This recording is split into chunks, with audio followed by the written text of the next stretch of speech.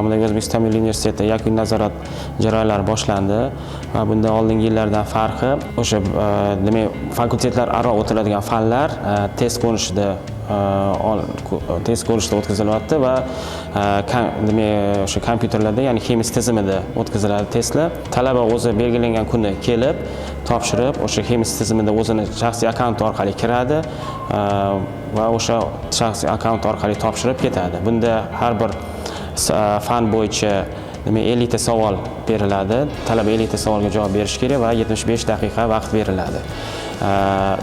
Testlar Xemis tizimida o'zi tasodifiy demak ko'rinishda aralashtirib beriladi, ya'ni takrorlanishlar deyarli bo'lmaydi.